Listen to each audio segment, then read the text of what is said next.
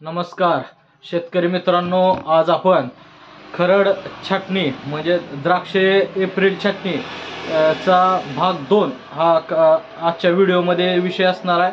तर जास्तीत जास्त शेतकऱ्यापर्यंत हा व्हिडिओ पोहोचवा।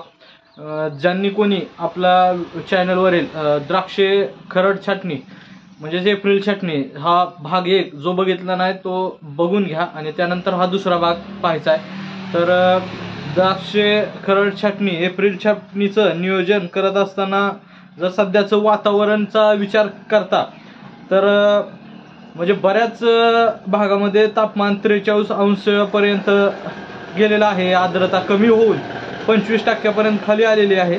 तर अशी परिस्थितीमध्ये फळ काढणीनंतर जी काय आपण व्यवस्थापन करायचंय ते मी तुम्हाला सांगणार आहे। म्हणजे वेळीला विश्रांती देणं असेल, फळ काढणी ते खरड छाटणीच्या कालावधीत किमान 15 ते 20 दिवसाच्या विश्रांती कालावधी गरज आहे। त्याच्यानंतर त्यासाठी त्या काळात वेलींना पाण्याचा थोडाफार ताण द्यायचा आहे।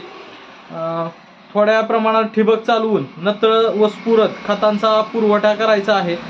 त्याचप्रमाणे मागील हंगामात द्राक्ष घडाच्या विकासादरम्यान वेलींची झालेली झीज भरून म्हणजे निघण्यासाठी सिंगल सुपर फॉस्फेट 10 किलो आणि युरिया 5 किलो जमिनीतून द्यायचा आहे। खरड छाटणीपूर्वी माती व पाणी परीक्षण करून घेतल्यास म्हणजे सध्याच्या परिस्थितीत बागेतील अन्नद्रव्याची नेमकी परिस्थिती आपल्याला कळणार आहे। त्याच्यानंतर चारी घेणं आणि अन्नद्रव्य व्यवस्थापन करणं, त्याच्यामध्ये मागील हंगामात घडाच्या विकासात द्राक्षवेलीची मुळे पानांची मोठे कार्य पार पडलेले असते। पाने जुनी होऊन पिवळी पडल्यामुळे त्यांची कार्यक्षमता कमी झालेली असते। वेलींची मुळेही जुनी व काही अंशी काळीही पडलेली असतात। त्याच्यानंतर येणाऱ्या नव्या फुटींची जोमदार वाढीसाठी जमिनीत कार्यक्षम पांढरी मुळी तयार करून घेणे गरजेचे असते। यामुळे खरड छाटणीपूर्वीच्या तयारीमध्ये वेलींच्या बुंद्यापासून साधारण 8 ते 9 इंच अंतरावर 3 ते 4 इंच खोल आणि 2 फूट रुंदीची चारी घ्यायची आहे। माती परीक्षणानुसार खतांचं नियोजन करायचं आहे। साधारण परिस्थितीत 3 वर्षापेक्षा जुन्या बागेत 500 ग्रॅम सिंगल सुपर फॉस्फेट शेणखत 2 ते 3 गमेली प्रतिवेली या पद्धतीने द्यायचं आहे। चारीमध्ये एकरी DAP 50 kilo, magnesium sulphate 15 kilo, ferrous sulphate 10 kilo, zinc sulphate 5 kilo, boron 2 kilo या प्रमाणात मिक्सर करून द्यायचं आहे। त्यावर हलकासा मातीचा थर टाकून झाकून घ्यायचा आहे। त्यामुळे बोत तयार होईल, हवा खेळती राहून पांढरी मुळे तयार होण्यास मदत होणार आहे। आणि द्राक्ष लागवडीखालील बऱ्याच भागामध्ये चुनखडीचे प्रमाण कमी अधिक असून जमिनीत असलेल्या चुनखडीमुळे द्राक्ष घडाच्या विकासात बऱ्याच अडचणी येतात।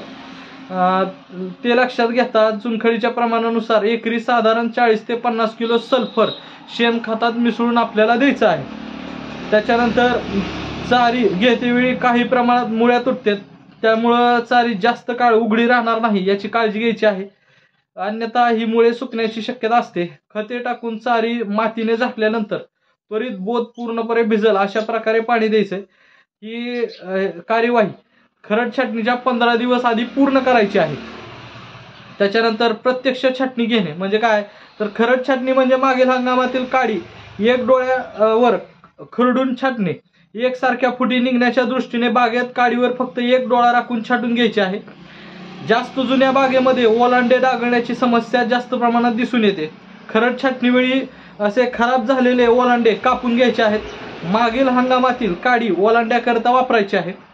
त्याच्यानंतर बाग एकसारखी आणि लवकर फुटण्यासाठी काय व्यवस्थापन करता येईल, तापमान जास्त असल्यामुळे यावेळी डोळे फुटण्याकरता हायड्रोजन सायनामाइड मुळीच गरजेचं नसल्याचा हा गैरसमज अनेक बागायतदारांनी करून घेतला आहे। म्हणजे काय, तापमान जास्त आहे आता डोळे फुटण्याकरता हायड्रोजन सायनामाइड ह्याची गरज नाही असा हा चुकीचा गैरसमज शेतकऱ्यांमध्ये आहे, तर तो चुकीचा आहे। ओलांड्यावरील मागे हंगामातील कमी अधिक जाडीच्या काड्या होत्या तर त्या आपण एक डोळ्यावर छाटल्या असल्या तरी त्यांची कमी अधिक जाडी दिसून येणार आहे। यावेळी ओलांड्यावर लहान मोठे डोळे असल्यामुळे तेही मागे पुढे फुटण्याची समस्या निर्माण होते। तर हे टाळण्यासाठी हायड्रोजन सायनामाइड 20 ते 25 मिली प्रति लिटर पाणी या प्रमाणे पेस्टिंग करणं गरजेचं आहे। त्याच्यानंतर डोळे फुटण्याकरता कमी तापमान व जास्त आर्द्रता आवश्यक असते, परंतु यावेळी तापमान जास्त असल्यामुळे डोळे फुटण्यात अडचणी येणार आहेत। तर खरड छाटणीच्या 5 ते 6 दिवसांपासून ते 15 दिवसांपर्यंत सकाळी 11:30 ते 1 वाजेपर्यंत दुपारी आणि दुपारी 3 ते 4:30 पर्यंत ओलांड्यावर पाण्याची फवारणी करायची आहे. बागेतील आर्द्रता वाढवण्यासाठी बागायतदार बागेत मोकळे पाणी देत असले तरीही आर्द्रता व ओलांड्यापर्यंत सारखी राहत नाही. त्यामुळे ओलांड्यावर पाण्याच्या फवारणीला प्राधान्य द्यायचं आहे. बऱ्याच बागेत खरड छाटणीच्या 20 दिवसानंतर सुद्धा फुटी अजून बाहेर पडल्या नाहीत. त्यामागे मुख्यत्वे जास्त तापमान, कमी आर्द्रता हीच परिस्थिती कारणीभूत आहे. अशा वेळी बागेत अर्धा किलो युरिया 2 ते 3 दिवस ड्रीपद्वारे द्यायचा आहे. तसेच 0.25 ग्रॅम प्रति लिटर पाणी याप्रमाणे 2 वेळा युरिया फवारणी करायची आहे. ही फवारणी सायंकाळी फवारणी केल्यास जास्त फायदेशीर राहणार आहे. तर या पद्धतीनं नियोजन आपलं खरड छाटणीचं सर्व शेतकऱ्यांनी करायचं आहे. याच्यामुळे 100% तुम्हाला याचा फायदा होणार आहे. तर मी परत एकदा काही मुद्दे क्लिअर करणार आहे. म्हणजे साधारण 10 ते 20 ऑक्टोबरच्या कालावधीत फळ छाटणी झालेल्या बागेतील द्राक्ष काढणी मार्च महिन्यातच संपली असेल. अशा बागेत पुन्हा खरड छाटणी घेऊन सूक्ष्म घड निर्मितीसाठी ठोस उपाययोजना केल्यास फळधारित काड्यांचे प्रमाण वाढणे शक्य असते. तर अशा पद्धतीने नियोजन करा. 100% तुम्हाला याचा पुढं चांगला माल पडणार आहे. भरपूर प्रमाणात माल पडणार आहे. चांगल्या क्वालिटीचा माल पडणार आहे. आताचं जर व्यवस्थापन तुम्ही व्यवस्थित केलं तर पुढे जाऊन तुम्हाला योग्य ते द्राक्षमधून उत्पन्न मिळणार आहे. तर हा व्हिडिओ जास्तीत जास्त द्राक्ष बागायतदारपर्यंत पोहोचवा आणि आमच्या व्हिडिओला लाईक, शेअर, सबस्क्राईब करा. धन्यवाद.